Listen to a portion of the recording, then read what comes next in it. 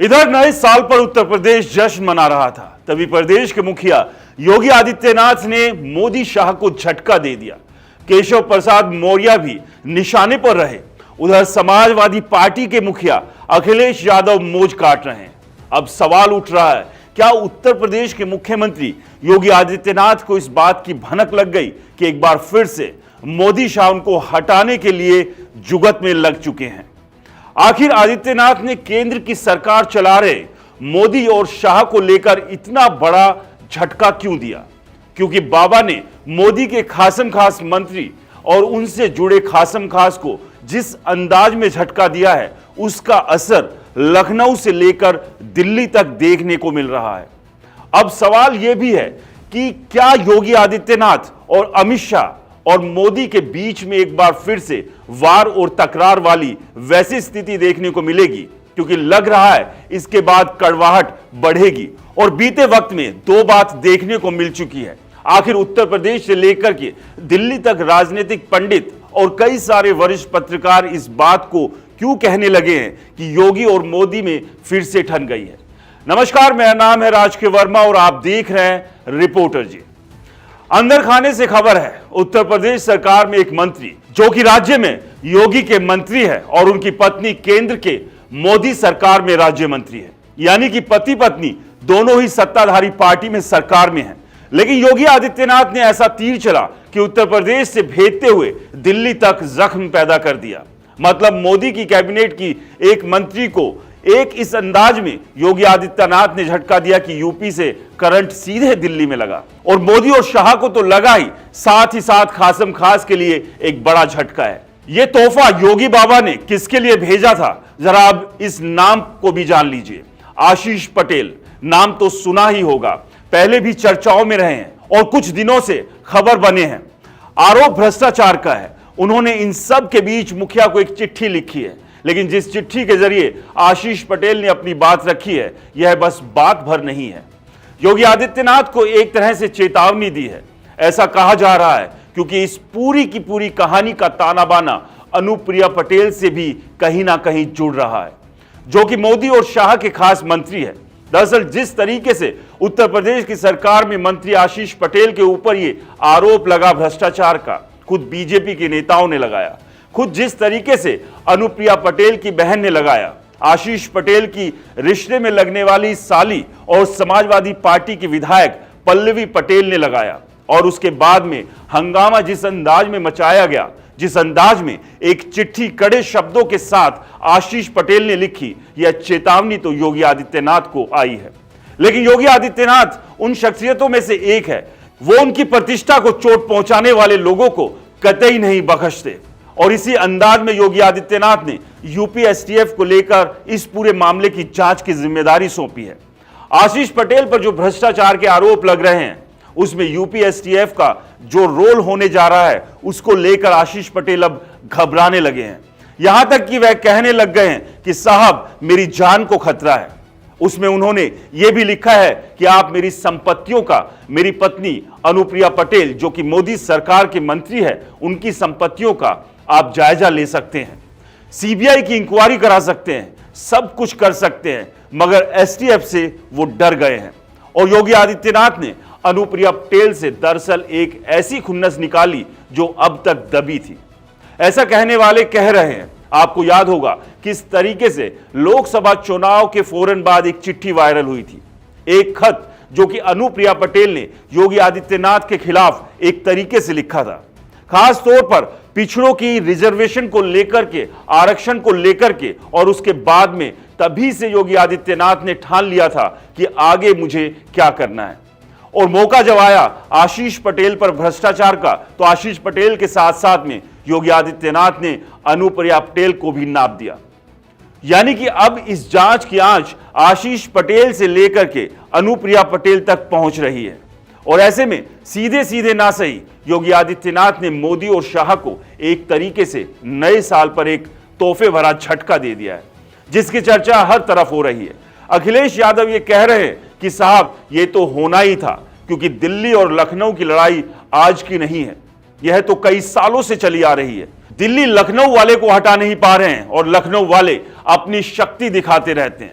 आपको याद होगा इसी साल 2024 के लोकसभा चुनाव के वक्त और उसके नतीजों ने योगी आदित्यनाथ के ऊपर एक बड़ा सवाल खड़ा किया था। एक तरीके से मोदी और शाह की नजर में योगी ने इस चुनाव को हरवा दिया और योगी को हटाने की तरकीबें उस वक्त बनाई जाने लगी थी, मगर कामयाबी नहीं मिल सकी।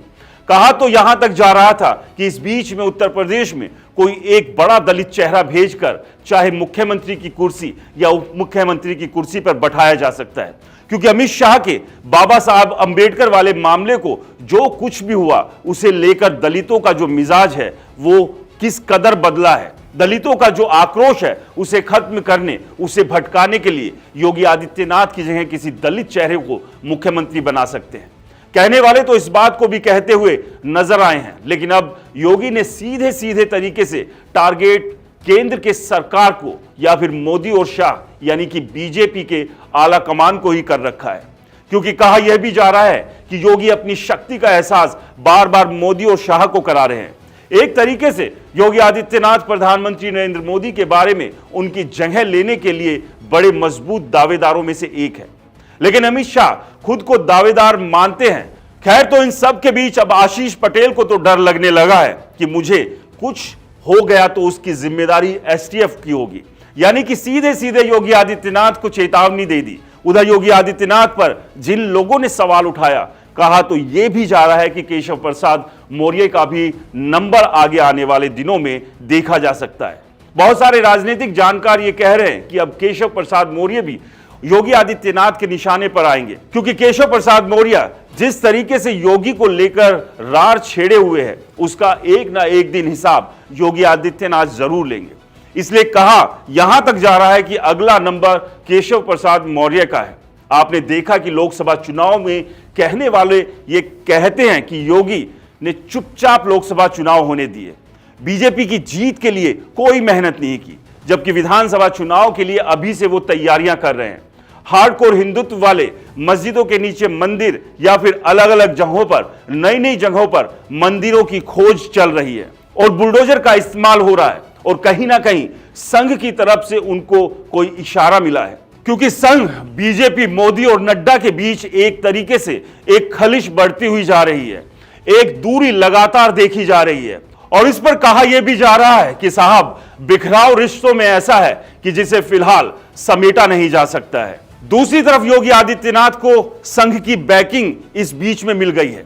बुलडोजर का इस्तेमाल 2027 के लिए एक बुनियाद डालने का काम कर रहा है, लेकिन इसके साथ साथ गुजरात लॉबी के सामने एक बराबर वाले विकल्प के तौर पर खुद को खड़ा करने का भी योगी आदित्यनाथ का प्रयास है, या यूं कहें कि बीजेपी का एक एजेंडा सेट करने का नए तरीके से एक प्रयास है, जो कि इस पूरे प्रयास में मोदी और शाह की तमाम तरह की कोशिश और तमाम तरह के दाव हल्के और धुंधले नजर आने लगे हैं।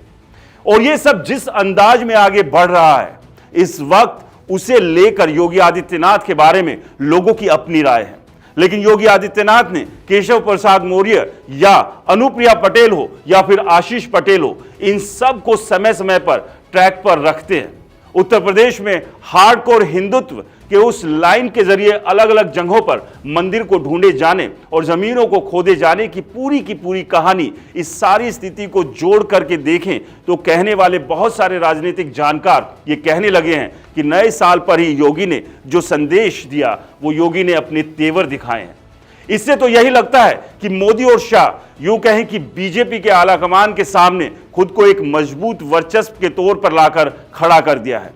और ऐसे में यूपी एसटीएफ अगर जांच पड़ताल में आशीष पटेल और उसकी आंच अगर अनुप्रिया पटेल तक कुछ भी पहुंची और यकीन तौर पर पहुंची, ऐसे में मोदी और शाह के उस खास मंत्री के कंधे पर बंदूक रख के समझिए योगी आदित्यनाथ ने एक अलग ही टारगेट सेट कर दिया है।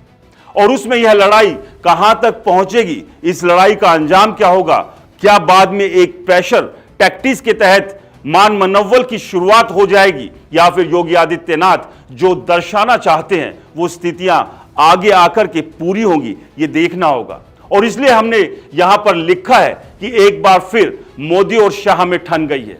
इस पूरे दायरे को अगर देखें तो 2027 के पहले चुनाव की बुनियाद में इन तमाम तरह की चीजों को रखा जाना बीजेपी का एक नया एजेंडा सेट करता है। ऐसा लग रहा है एजेंडा तो पहले से बीजेपी का हार्डकोर हिंदुत्व का रहा, लेकिन मौजूदा वक्त में मोदी शाह के बजाय योगी बीजेपी के एजेंडे को सेट करते हुए दिखाई दे रहे हैं।